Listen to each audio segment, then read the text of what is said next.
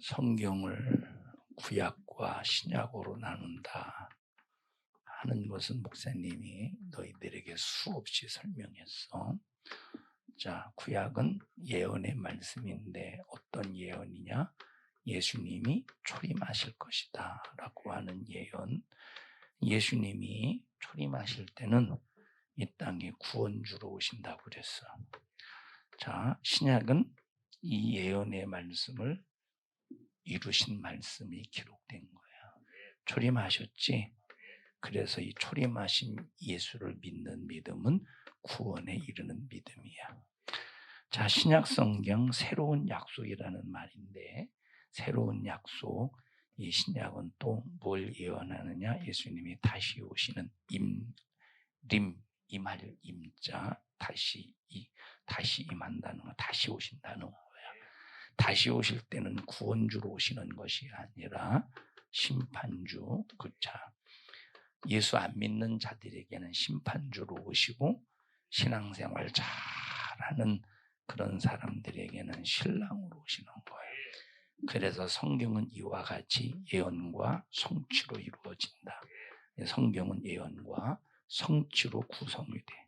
성경의 구조는 예언과 성취로 구조가 되는 거야. 자, 그러면 이 구약에서 예수님은 초림하실 것이다 라고 이 예언을 하는데, 이 초림의 예수님이 어떤 분으로 오신다고? 구원주로 오실 때. 자, 그러면 어느 장소로 오시느냐, 어떤 신분을 가지고 오시느냐, 이런 모든 것들까지 다 예언하셔서 오셔서 어떤 고난을 받을 것인가 다 예언하셨어. 우리가 이제 그걸 하나하나씩 배워가고 있는데, 오늘은 22번째 읽어보자. 시작. 성전을 향한 그의 열심. 하나님께서 아브라함을 선택하셔서 아브라함을 통해서 인류를 구원할 계획을 이루어 하나님께서 인류를 구원할 계획을 세우시고, 이 계획을 이루어 가시는 일에 누구를 쓰시느냐면 아브라함을 쓰셨는데, 아브라함의 후손을 통해서 이스라엘 백성들이 구성이 돼. 이스라엘 백성들이 이렇게 이제 이스라엘 백성들이 이렇게 이제 하나님의 백성으로서 이렇게 나라가 세워졌는데, 그럼 이스라엘 백성들은 누구만 섬겨야 하잖아? 하나님만 섬겨야 돼. 근데 이런 이스라엘 백성들이 하나님만을 섬길 수 있도록 여러 가지 이적도 보여주고 하나님의 하나님됨을 나타냈지만, 이스라엘 백성들이 하나님을 섬기지 아니하고 뭘 섬기느냐? 우상을 숭배하는 거야. 하나님을 떠나서 잔인하게 우상을 숭배하니까 하나님께서 이스라엘 백성들에게 진노하시고, 하나님께서 이스라엘 백성들을 이제 징계하시는데, 어떤 징계를 하시느냐? 자, 이스라엘 백성들이 두 나라로 나뉘어요. 하나는 남쪽에는 유다는 그래서 12개의 지파, 이스라엘의 12개 지파 중에서 유다 지파와 무슨 지파냐? 베냐민 지파. 자, 북쪽에는 이스라엘. 자, 이스라엘은 10개 지파, 12개 지파 중에서 유다 지파와 베냐민 지파를 제외한 그런 이제 10개 지파가 북쪽에서 이스라엘이라는 국호를 가지고 이렇게 이제 쭉 지내오는데, 남쪽의 유다 나라는 그 수도가 예루살렘이야. 그래서 예루살렘을 중심으로 해서 하나님을 섬기는 그런 민족이고, 북쪽의 이 이스라엘은 수도가 어디야? 사마리아라고 하는 이런 이제 도시에서 중심으로 해서 하나님을 섬기는데, 죗값으로 찢어진 거야. 뭐로 찢어졌어? 죗값으로 찢어졌어. 자, 이렇게 해서 죗값으로 남유다와 북이스라엘이 찢어졌으면 이것들이 정신 차리고 유일신 하나님만을 뜨겁게 계속 섬기고 하나님만을 믿고 하나님을 예배하고 하나님께만 제사를 올려드려야 되는데 역시 뭐가 끊어지지 않느냐? 우상이 끊어지지 않아. 이스라엘 백성들이 가나안 땅에 들어가면서부터 800년, 900년이 지나도 이것들이 하나님을 섬기지 않는 거야. 우상 숭배하니까 하나님께서 결국 북이스라엘을 아수르라고 하는 나라에 의해서 완전히 멸망시켜버려. 그때가 언제냐면 BC 722년. 어떤 문서에는 721년이라고 나와. 자, 722년, 721년에 북이스라엘을 완전히 멸망시키셔서 정말로 이제 하나님께서 우상 숭배의 죄값으로 심판하셨어. 어디만 남았지 지금? 남유다가 남았어. 피부죠. 베냐민 지파, 유다 지파. 그러면 벽을 치면 기둥이 울려야 되는데 깨닫지를 못하는 거야. 아, 우상 숭배하고 하나님 유일신 하나님을 저버리니까 야, 우리 민족 저 이스라엘 북이스라엘이 망했구나. 우리 정신 차려서 하나님만 섬기자 하고 북이스라엘이 깨달으면 얼마나 좋겠어. 근데 못 깨달아. 그래서 결국은 BC 586년 몇 년 만이냐? 722에서 586 빼봐. 몇 년 만이야? 응? 주의 암산해봐. 몇 년 만이야? 응? 136년 만에 북이스라엘이 멸망한 지 136년 만에 남유다가 바벨론의 포로로 끌려가는 거야. 근데 북이스라엘은 완전히 멸망했지만 요 남유다는 바벨론 포로에 끌려가서 몇 년 동안 종살이 하느냐? 70년 동안 종살이 하면서 그때 깨달아. 종살이 하면서 그때 깨달아. 야, 우상 숭배하면 망하는구나. 우상 숭배하면 망하는구나. 그래서 이 유대인들에게 유일신 오직 하나님은 한 분이다라고 하는 이 유일신의 사상을 가지고 다시 70년 만에 해방되어서 예루살렘으로 돌아오는데 그때부터 우상 숭배하지 않고 누구만 섬기냐? 하나님만을 섬기는 거야. 자, 그렇게 이제 포로로 다시 포로에 붙잡혔다가 다시 돌아와서 하나님을 섬기는데 그것도 느헤미야라고 하는 사람이 죽으니까 흐지부지해. 그러다가 말라기 시대 말라기 알지? 말라기 선지자를 마지막으로 하나님께서 너무 속 터지고 답답하시니까 함구하셔. 400년 동안 아무 말씀도 안 하셔. 식민지 생활은 계속돼. 바벨론에서 포로로 해서 해방이 되었지만 그 이후에 바사의 식민지, 그리스의 식민지, 로마의 식민지, 예수님 오실 때까지 로마의 식민지, 끝없이 식민지가 끊어지지 않는 거야. 자, 그리스가 유대인들을 지배할 때 그리스인들이 얼마나 잔인한지 몰라. 그래도 그리스 전에 바벨론 다음에 바사라고 하는 나라가 식민지로 이스라엘 백성들을 점령했는데 그래도 바사라고 하는 나라는 그래도 이스라엘 백성들에게 관대했어. 뭐 했어? 유대인들에게 관대했어. 이들 300인이라고 하는 영화 봤어? 300인? 자, 300인이라는 영화는 이 고레스에 관해서 다뤄주는 그런 영화인데 이거 한번 봐볼 필요가 있어. 우리가 이제 이런 이스라엘의 역사 이걸 한번 아마 찾기도 힘들 텐데 목사님이 아마 있는가 한번 찾아보고 다음에 한번 볼 수 있는 기회에 보자. 우리 수련이한테 한번 볼래? 네가 이 녀석 좋다. 네가 결제하는 년이요? 응? 네? 자, 그룹 봐봐. 이런 고레스는 그 이미지가 뭐냐면 나는 관대하다. 들어봤어 혹시 이거? 들어봤죠? 그 고레스 입에서는 그래 지가 뭘 관대해. 근데 이 바사는 이제 고레스가 바벨론을 멸망시키고 유대인들을 해방시켰거든. 그래서 이제 어떤 하나의 컨셉을 이제 굳이 말한다면 관대해. 근데 그리스는 참 잔인하거든. 그리스는 참 잔인해. 그러니까 자, 바사는 그래도 유대인들 포로에서 해방시켜줬지만 그래도 식민지잖아, 그렇지? 그런데 자, 이 유대인들이 유일신으로 가지고 하나님만 섬기는데 기주야 인정해줬을까, 인정 안 해줬을까? 바사 인정을 바사는 해줬어. 그래도 응? 왜 고레스 같은 경우는 자 그냥 그만큼 인정해줘서. 그런데 그리스는 인정을 하지 않는 거야. 하나님 섬기는 거.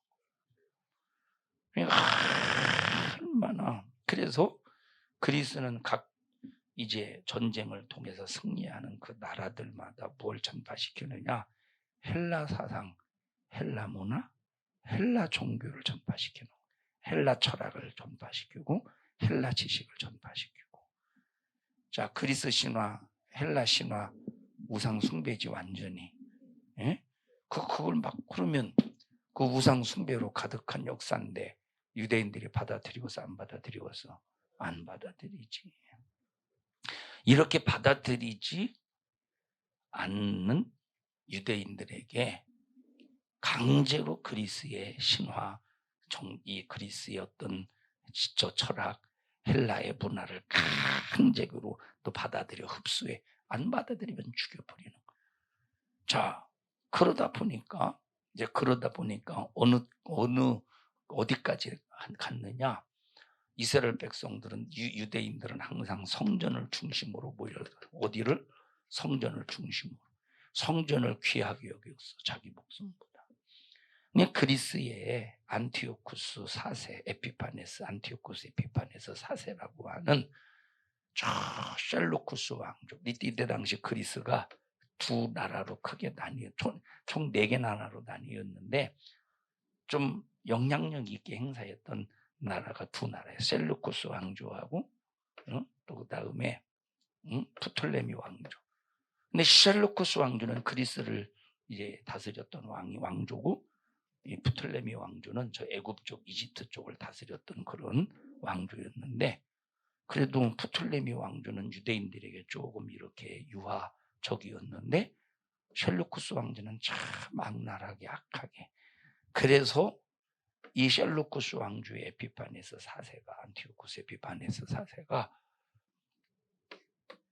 프톨레미를 공격을 했다가 패배하고 돌아오면서 그 화풀이를 어디다 하느냐?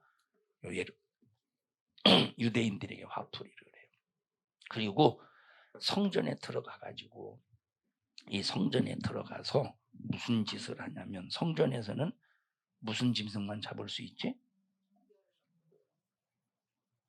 하나님이 정해주신 정결한 짐승만 잡을 수 있는데, 그런데 이 에피파네스 안티오코스 4세가 하나님의 성전에서 하나님 앞에 하나님에게만, 오직 하나님께만 예배하고 제사를 드리는 성전에서 돼지를 끌고 들어가서 돼지목을 따고 피를 성전에 싹 뿌리면서 누구에게 제사를 드리느냐? 이걸 자 아폴로라고 하는 신에게 제사를 지내는 거야. 우상이지 아폴로. 응? 우상이잖아. 다시 말하면 아폴로라고 하는 신에게 제사를 드리는 신존으로 삼은 거야. 세상 말로 유대인들이 뚜껑 열리겠지. 세상 말로 완전히 맛이 가겠지. 막 핀토가 돌겠지. 세상 말로 얼마나 화나고.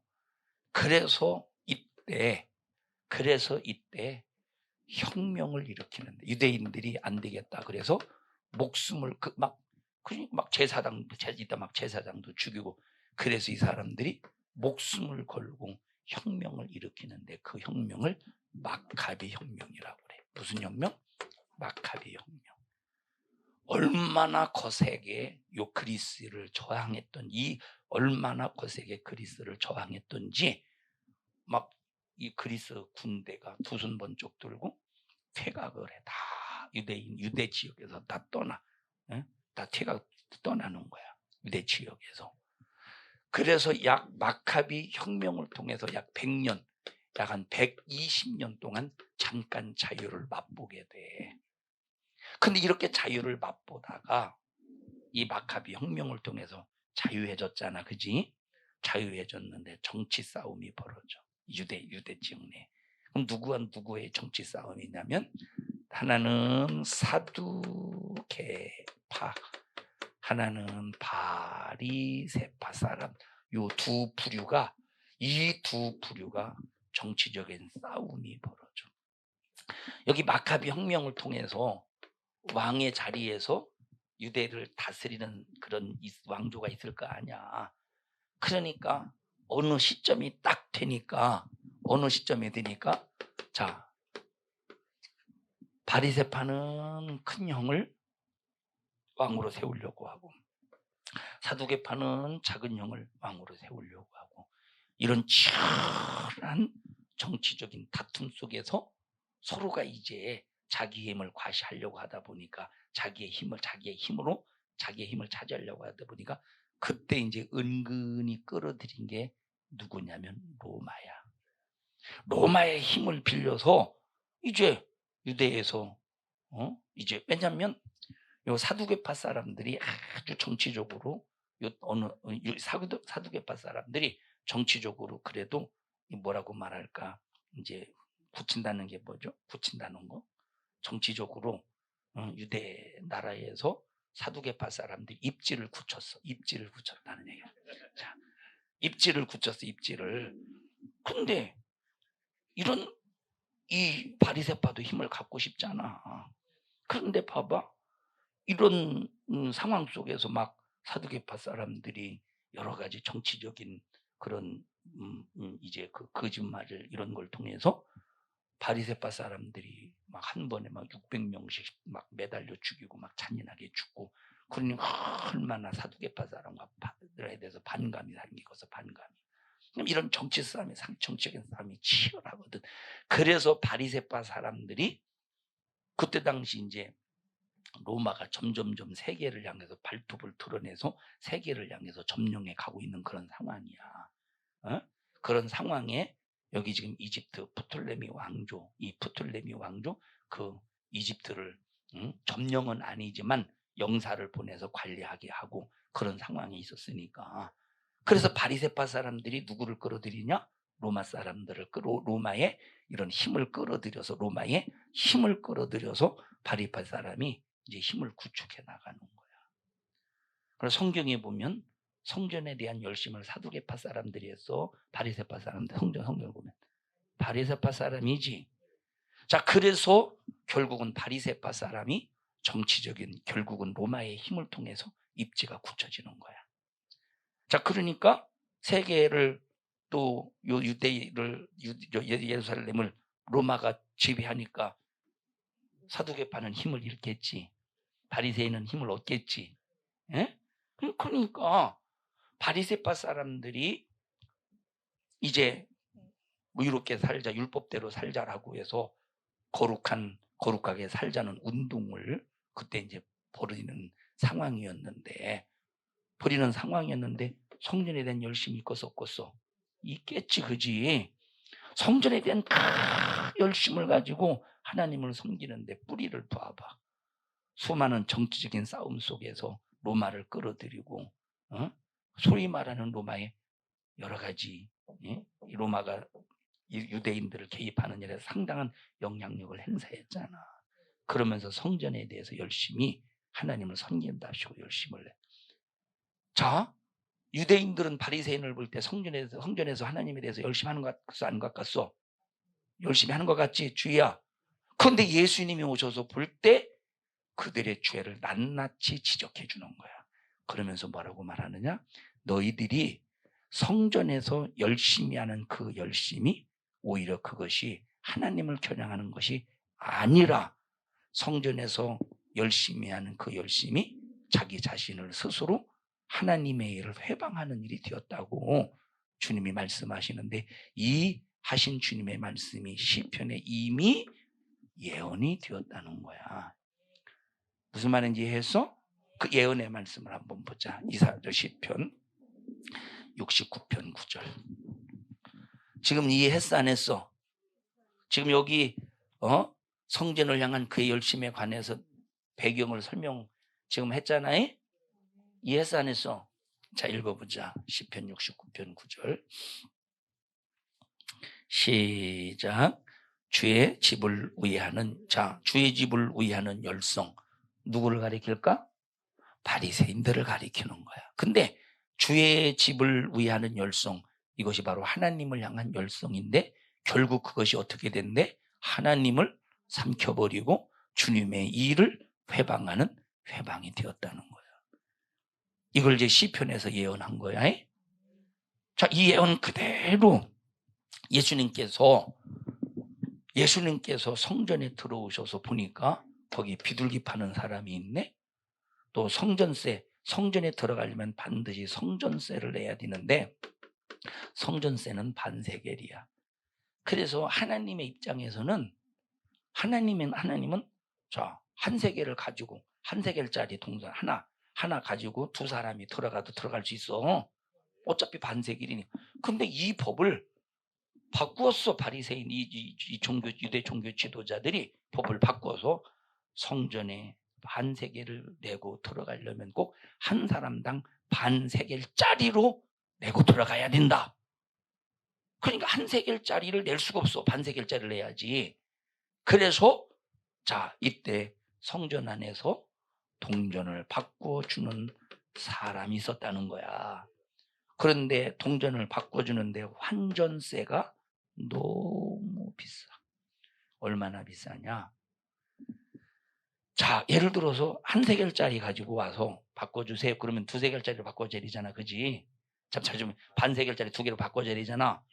그러면 한 세겔짜리 딱 받고 반세겔만 줘. 왜 반세겔 안 줍니까? 환전세라는 거야. 자, 두 세겔짜리 가지고 왔어. 두 세겔짜리 가져갔으면 몇 개를 돌려줘야 돼?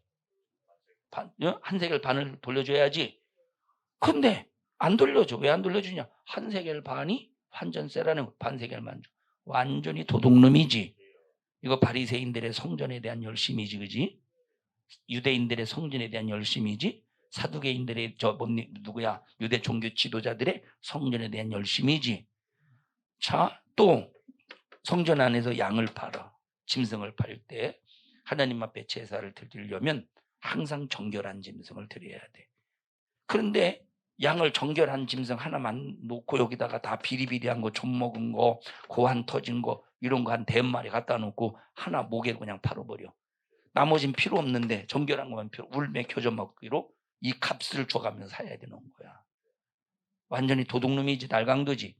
그래서 예수님께서 성전에 채찍을 가지고 오셔서 싹 다 채찍을 후려 갈지면서 이 상을 엎어가면서 너희들이 왜 하나님의 성전을 더럽히냐? 내 집은 만민이 기도하는 집이야. 그러면서 뭐라고 말하느냐? 시편에 있는, 지금 아까 읽었지? 시편에 있는 말씀을 인용해 가시면서 성전을 향한 너희들의 열심히 하나님을 버리고 하나님을 찔렀다. 예수님을 찔렀다 이 말이야. 응? 읽어보자. 요한복음 한번 읽어보자.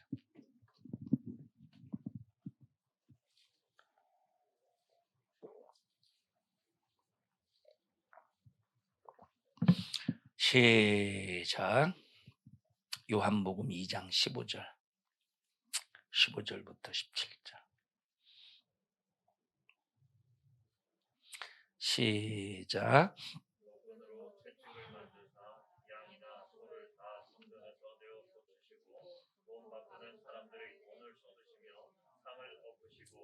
비둘기 파는 사람들에게 이르시되 이것을 여기서 가져가라.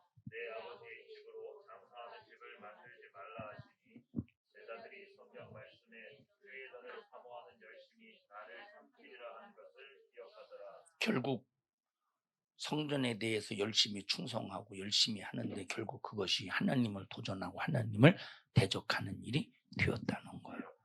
오늘날도 이런 일 많아. 성전에서 교회에서 열심히 충성하고 열심히 신앙생활 하는 것 같은데 오히려 이것이 바리새인들처럼 하나님을 도전하고 바리새인들처럼 이 열심히 하나님의 일을 회방하는 일 오늘날도 많이 교회에서 벌어져. 자, 교회에서 여전도회 이런 데서 막 된장 만들어서 팔고 뭐 만들었어? 저쪽에서 뭐 만들었죠? 된장하고 간장? 젓갈은 만들진 않아. 사왔을 거 아니에요. 사와서 다시 제조. 다시 이제 젓갈을 사와가지고 다시 제조했네요. 다시 가공했네요. 그렇게 해서 얼마 많이 벌었어요? 집 한 채 샀어요? 네? 많이 벌었어요? 얼마나 많이 냉겨 먹었길래 그렇게 많이 벌었어? 많이 벌었대. 다 사고 싶어서 샀을까요? 네? 필요한 사람 사고 또 맡기기도 하고. 그걸로 그냥 장사 나가시지 그냥 거기. 이런 것들이 이런 것들이 이 말씀에 해당되는 거야. 성전에 대해서 열심히 하잖아. 근데 하나님은 교회에서 유익을 남기고 장사, 특히 이제 성도들을 상대로 해서 유익을 남기고 장사하는 거 원하지 않으셔. 물론 그럴 수는 있겠지. 야, 이거 정말 좋은데, 소개는 시켜줄 수 있겠지, 그지? 왜? 기왕에 안 좋은 것보다 좋은 거 이렇게 물건을 소개해서 살 수는 있겠잖아, 있잖아. 근데 그것이 장사가 되어서 강매가 된다거나 부담이 되면 안 된다는 거야. 무슨 말인지 알았어? 자, 그래서 정말로 중요한 것이 뭐냐? 성전에 대한 열심이 잘못되면 안 된다는 거야. 우리 청년들아, 하나님을 향한 성전을 향한 열심이 하나님께 기쁨이 되고 너희들의 영혼에 대해 꼭 축복이 되도록 영적 생활, 신앙생활 잘하자. 자, 마태복음 21장 12절 17절은 집에 가서 읽어봐. 왜 안 적어? 빨리 적어. 마태복음 12장. 합심해서 기도할 때 주여, 구령의 열정의 정신 속에서 하나님을 겨냥해서 오직 주님께 영광이 되는 생애가 되도록 축복하여 주시옵소서. 우리 주여 3번 부르시고 통성으로 기도합니다. 주여, 주여, 주여. 생명 되신 하나님 고맙습니다. 우리 청년들 하나님을 향한 열심히 신앙의 인격 속에서 믿음의 열정 가지고 열심을 내게 하옵소서. 이런 일을 가로막는 모든 원수는 예수 이름의 권세 앞에 떠나갈지어다. 떠나갈지어다. 떠나갈지어다. 주님 꼭 축복하시고 복에 복을 더하여 주시옵소서. 예수님 이름으로 기도합니다. 아멘.